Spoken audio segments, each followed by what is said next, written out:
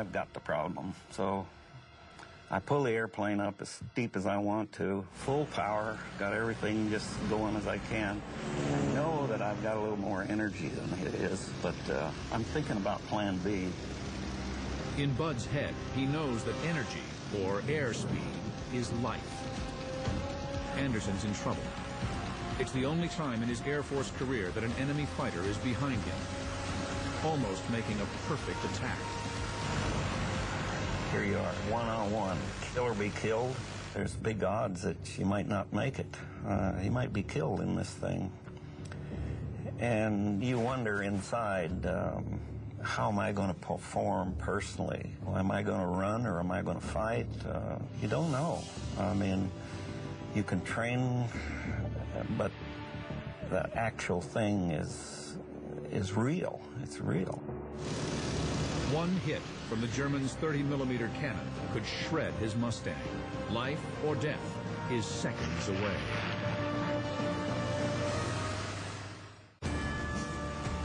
American ace Bud Anderson has shot down one German fighter.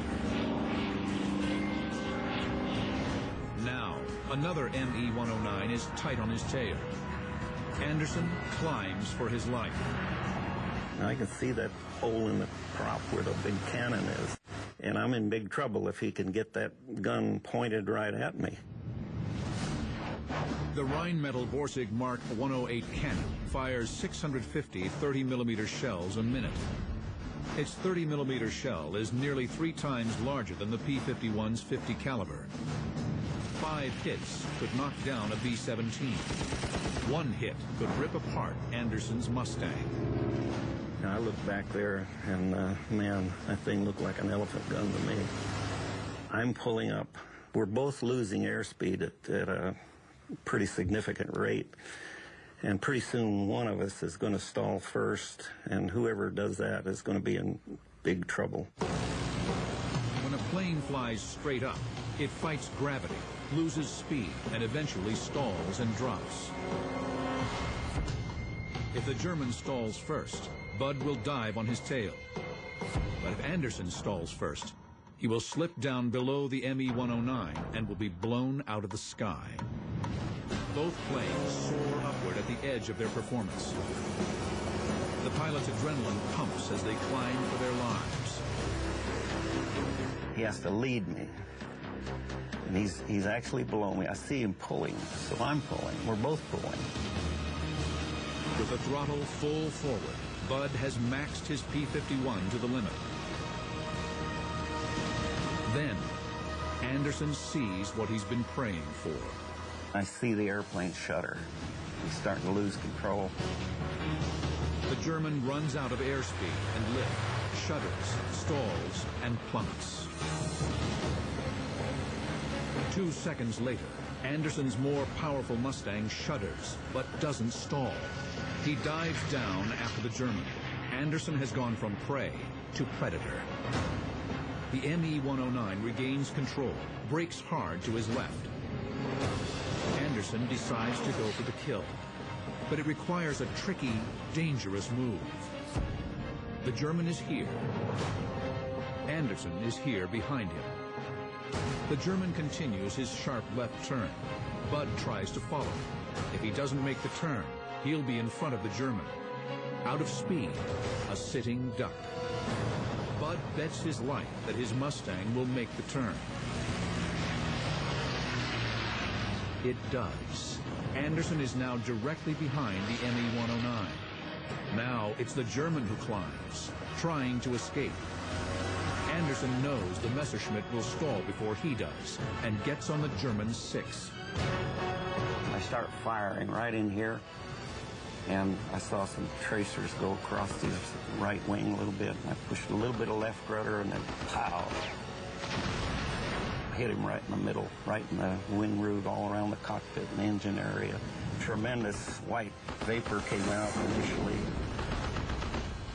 The German is hit, but his plane is still intact. And then he just suspended in the air.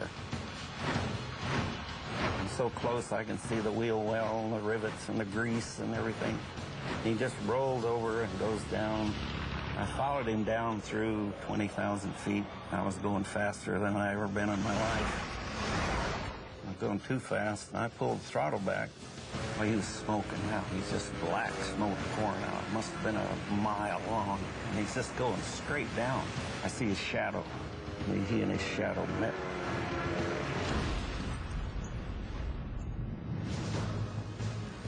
It was a triumphant day for Anderson and the 3 other Mustangs. Attacked by 4 enemy aircraft, they broke the attack, then turned the tables, destroying 3 of the enemy. Of the B-17 bombers dispatched on that mission and escorted by the Mustangs, only 12 were missing. The Germans lost over 34 fighters. The raids on the synthetic fuel factories were a success. In only 2 months, Germany's oil production was cut in half. The Mustang and men like Bud Anderson saved the daylight bombing campaign. They also saved thousands of lives and turned an Allied disaster into victory. As the Germans lose veteran pilots, new, poorly trained replacements become cannon fodder for the Allied fighters. By the end of the war, the Allies decimate the once mighty Luftwaffe and control the sky over Germany. Anderson flew 116 missions in his old Crow, had 16 1/4 kills. He never sustained any serious injuries, but some of his squadron mates were not so lucky. I had a tremendous relationship with the members of my squadron. I thought so much of them that I actually named my son after 2 of them, and both of them were killed in combat. Jim Browning was one. He later got shot down when he made a head-on pass with a German jet, Me-262, and they collided. Both of them were killed. Eddie Simpson was the other one. He was my wingman. Anderson would stay in the United States Air Force, serving in post-war Korea and flying combat in Vietnam. He retired in 1972. Chuck Yeager, his friend and squadron mate, calls Bud Anderson the best fighter pilot I ever saw. The piston-engine fighter reaches its zenith in World War II. Even before the war ends, its days are numbered, and the sound of air combat will change forever.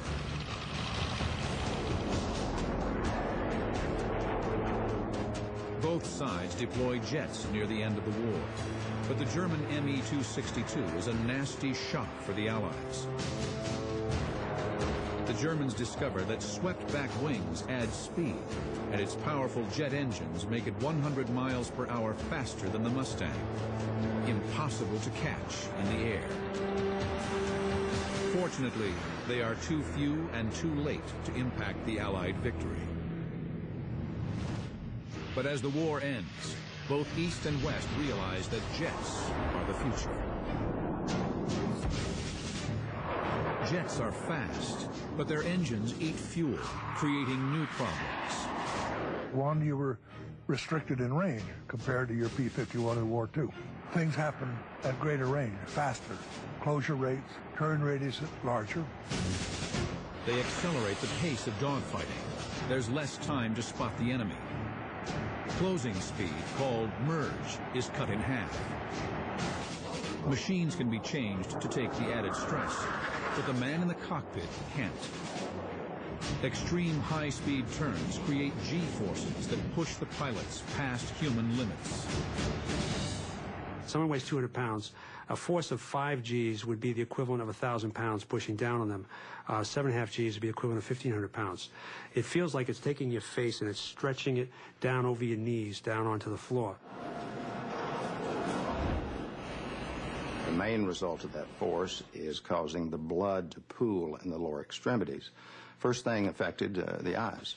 Blood begins to drain out of the eye and begin to lose vision. So someone who is not prepared to handle that quick onset of G can very easily black out and pass out